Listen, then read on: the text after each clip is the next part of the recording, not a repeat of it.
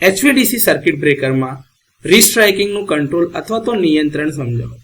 તો HVDC circuit બ્રેકરમાં આર્કનું જે રીસ્ટ્રાઇકિંગ થાય છે એ રીસ્ટ્રાઇકિંગને અટકાવવું એ બીજો એક મહત્વનો પ્રશ્ન છે.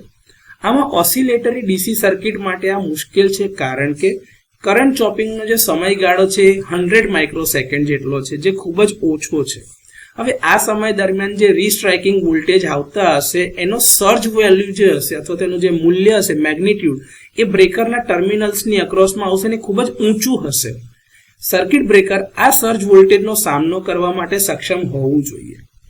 આવું કરવા માટે જ અથવા તો આર્કનું રીસ્ટ્રાઇકિંગ ન થાય એના કંટ્રોલિંગ માટે, એને ડીઆયોનાઇઝ કરવા માટે આર્કની એક નાનકડી જગ્યા રાખવામાં આવે છે, ખૂબ જ સાંકડી હોય છે, અને એમાં ઊભી ધાતુની પ્લેટની જાળી મૂકવામાં આવે છે, જેને ગ્રેટિસ કહેવામાં આવે છે, અથવા તો સેપરેટર સાદી ભાષામાં કહીએ છીએ. તો એ એટલા વિસ્તાર એટલે કે એટલા એરિયા, એક ક્ષેત્રની અંદરને નાના નાના ભાગોમાં વિભાજિત કરવામાં આવે છે, જેથી આર્કનું રીસ્ટ્રાઇકિંગ અટકાવી શકાય. તો આ રીતે HVDC સર્કિટ બ્રેકરમાં તમે આર્કનું રીસ્ટ્રાઇકિંગ થતું અટકાવી શકો છો, અને HVDC સર્કિટ બ્રેકર સાથે સંકળાયેલ બીજા એક મહત્વના પ્રશ્નનું આ રીતે નિરાકરણ આવી શકે એમ છે.